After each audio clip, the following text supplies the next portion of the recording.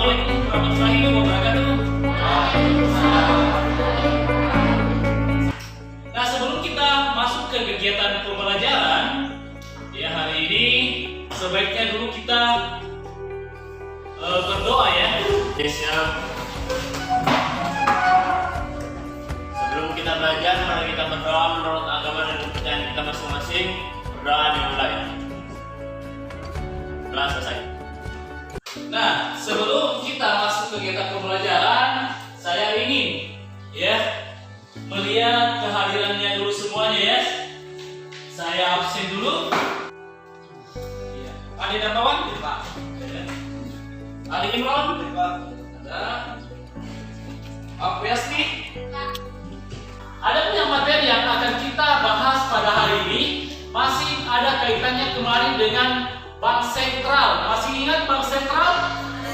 Ya, betul. Bank Sentral itu di negara kita adalah Bank Indonesia. Ya, di mana Bank Sentral ini mempunyai pengertian sebuah lembaga yang independen untuk melaksanakan ya tugasnya dan wewenangnya tanpa campur tangan pemerintah. Ya, kecuali hal-hal yang sudah diatur dengan undang-undang. Selain itu, ternyata ini Bank Sentral juga mempunyai wewenang satu-satunya untuk mencetak uang ya sebagai alat pembayaran yang sah. Ya, seperti itu. Nah, yang kita mau bahas sekarang ini mengenai alat pembayaran ya. Nah, tentu pernah Anda semua melakukan kegiatan pembayaran tidak? Pernah ya? Ketika misalnya Anda ke kantin, Anda pasti membayar makanan minuman Anda dengan apa? Dengan uang. Ya, seperti itu. Ya. Nah, selain memang menggunakan uang tunai, ada juga nanti namanya non tunai, bukan uang cash yang kita pakai seperti itu sebagai alat pembayaran. Menurut Anda, ketika kita mempelajari alat pembayaran ini yang kita biasa pakai dalam kehidupan sehari-hari, menurut Anda apa sih manfaatnya kira-kira bagi Anda? Ada manfaatnya menggunakan uang tunai untuk melakukan pembayaran?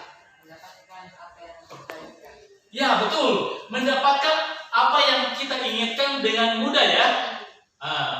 Misalnya kita mau membeli makanan, ya kita kasih uang, kita pasti dikasih makanan. Begitu juga pakaian dan lain-lain. Jadi memang alat pembayaran ini yang kita perlukan sekali dalam kehidupan sehari-hari. Baik mungkin di lingkungan sekolah, di lingkungan rumah misalnya, atau keluarga, pasti kita butuhkan seperti itu. Jadi ini memang alat pembayaran sangat banyak manfaatnya, ya.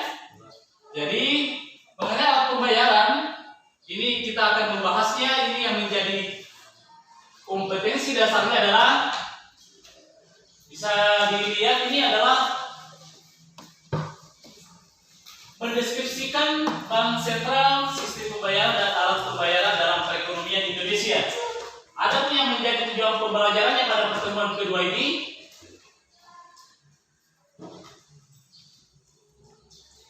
Ini ya. Kita mampu menjelaskan apa sih yang dimaksud dengan sistem pembayaran itu ya secara benar dengan menggunakan pendekatan pembelajaran discovery learning ya. Lalu yang selanjutnya yang kita mau lakukan dalam tujuan pembelajaran ini yaitu mampu juga menjelaskan peran ya Bank Sentral Republik Indonesia dalam sistem pembayaran, dan yang ketiga menjelaskan penyelenggaraan sistem pembayaran tunai yaitu menggunakan uang, dan yang kedua non tunai oleh Bank Sentral. Ya, itu yang menjadi tujuan pembelajaran kita pada hari ini. Ya. Nah, dalam pembelajaran hari ini kita juga akan melakukan namanya kegiatan diskusi untuk membahas mengenai alat pembayaran tunai dan non tunai yang ada di wilayah kita atau di negara kita ini ya. Untuk itu kegiatan pembelajaran hari ini kita akan membagi lagi kelompok dalam menyelesaikan tadi tujuan pembelajaran kita ya. Ada yang kelompok 1 ya, lalu kelompok 2, lalu kelompok 3. Nah, masing-masing kelompok ini nanti mempunyai materi yang saya harapkan bisa dijelaskan ya dengan mencari di buku paket dan di HP-nya nanti ya, terkait dengan materinya ya. Nah, terkait dengan bank sentral sebagai alat pembayaran, saya akan coba dulu untuk menjelaskan ya sebagian daripada alat pembayaran yang kita gunakan. Ya, ini ada sebuah pembayaran di mana alat pembayaran ini ada dua, ada berupa uang tunai dan ada juga berupa pembayaran bukan non tunai. Ada yang bisa memberikan kira-kira gambarannya seperti apa yang di sini? Yang mana termasuk alat pembayaran tunai, yang sebelah kanan atau yang sebelah kiri? Sebelah kanan ya, yang uang logam. Lalu yang sebelah kirinya non tunai ya. Ya. Nah, betul sekali. Ini menggambarkan yang non tunai ini dia menggunakan kartu kredit. Mungkin sudah pernah mendengar ya, kartu kredit itu apa? Ada yang pernah? Biasanya kalau kartu kredit itu digunakan untuk apa? Iya, kartu kredit biasa dipakai untuk membayar barang yang misalnya kita beli di sebuah supermarket, di mana kita tidak menggunakan lagi uang secara tunai, tetapi kita hanya membawa kartunya, ya, seperti itu. Dari secara tunai ada di sini.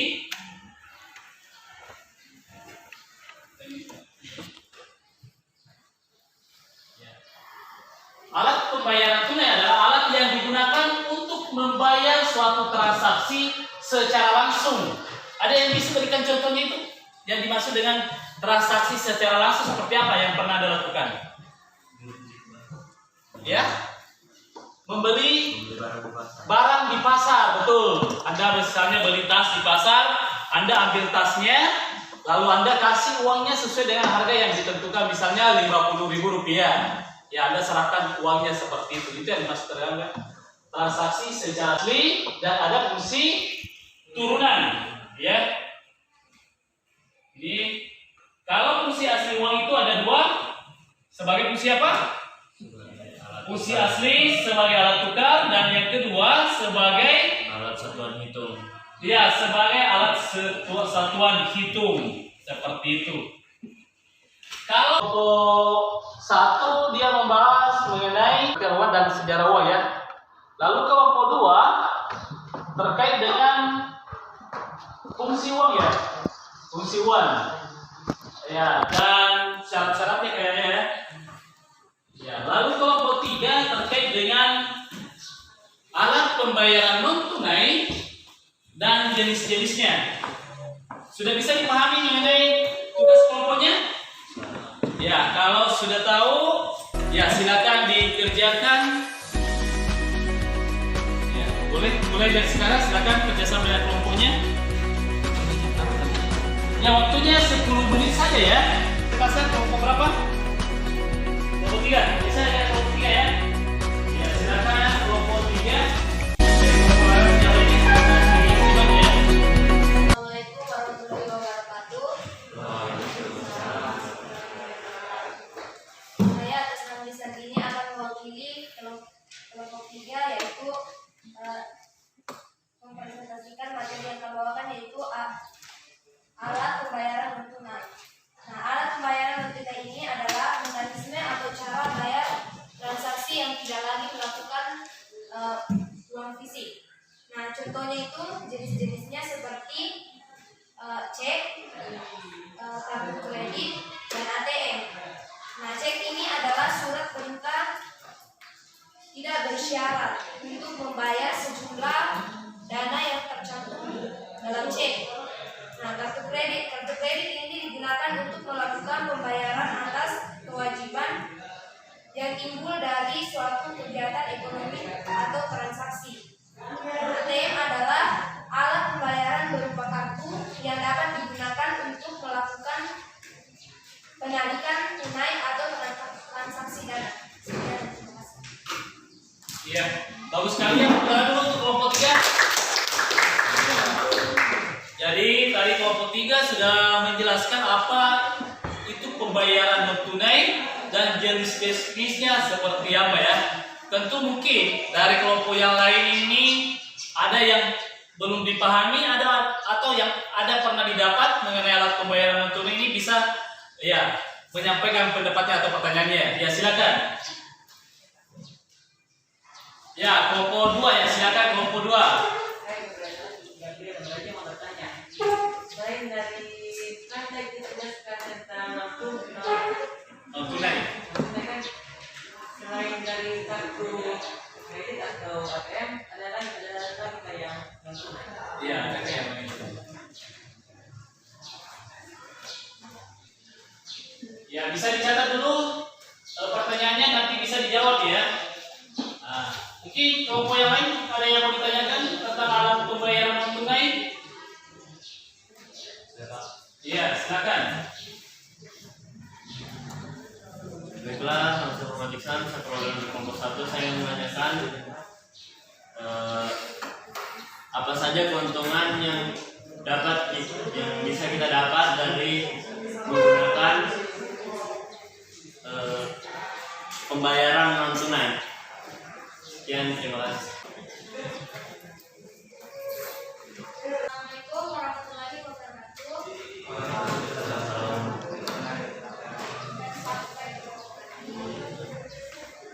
Saya bersama Vina Suryani dari kelompok 3 akan menjawab pertanyaan dari kelompok 2. Jenis lainnya. Ya, jenis-jenis yang lainnya daripada pembayaran non tunai ya. Memang masih ada jenis lain yang belum kami sebutkan, contohnya dilihat biro dan aplikasi dana. Dilihat biro adalah surat perintah dari nasabah kepada bank penyimpan dana untuk memindah tumpukan sejumlah dana dari rekening yang bersangkutan ke rekening keuntungan yang disebutkan namanya. Sedangkan aplikasi dana biasa menggunakan kode QR untuk mempermudah transaksi. Sekian. Iya, semoga ya. Jawab tadi di pembayaran non tunai ya. Oke. Mungkin pertanyaan dari kelompok 1 ada lagi jawabannya. Assalamualaikum warahmatullahi wabarakatuh. Saya Ismail Santini dari kelompok 3 akan menjawab pertanyaan dari kelompok 1, yaitu apa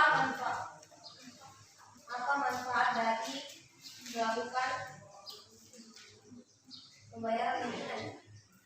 Manfaatnya itu yaitu mudah mengatur pengeluaran, praktis dan efisien, dan dapat juga menghindari tindakan kriminal dan mendapatkan banyak promo dan diskon.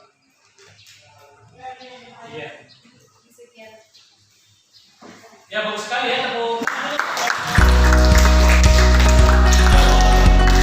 Ya, daripada satu ya, bahwa ternyata alat pembayaran non tunai ini mempunyai manfaat yang sangat banyak bagi kehidupan kita dalam kehidupan sehari-hari. Ya, mungkin terkait dengan kelompok 3 ini sudah bagus sekali ya jawabannya tadi pelajaran hari ini. Ya, mungkin karena waktu juga sudah hampir selesai untuk hari ini pertemuan kita, kita bisa menarik kesimpulan ya, atau menarik intisari daripada pembelajaran hari ini. Ada yang bisa? Muhammad Iksan bisa menyimpulkan apa yang bisa kita dapat dari pembelajaran hari ini? Jadi kesimpulannya untuk pembelajaran hari ini adalah uang tunai adalah hal yang sangat penting bagi kehidupan kita, karena tanpa uang tunai, tanpa adanya uang, maka proses kegiatan ekonomi tidak akan berjalan dengan lancar. Ya, bagus sekali ya, kita dulu. Ternyata hari ini kita sudah mendapatkan lagi ilmu ya, tambahan ilmu untuk bekal kita ke depan mengenai tadi apa pengertian uang, jenisnya uang, syarat uang ya. Mudah-mudahan pembelajaran hari ini kita bisa pulang-pulang di rumah dan tentunya kita bisa manfaatkan dalam kehidupan sehari-hari. Nah, terkait pertemuan hari ini karena nanti juga bisa berkahi oleh Tuhan Yang Maha Esa, alangkah bagusnya juga kita berdoa ya sebelum meninggalkan kelas ini. Ya. Alhamdulillah kita telah menyelesaikan pembelajaran pada hari ini. masing-masing, berdoa dimulai. Berdoa selesai. Berterima kasih kepada Pak Guru.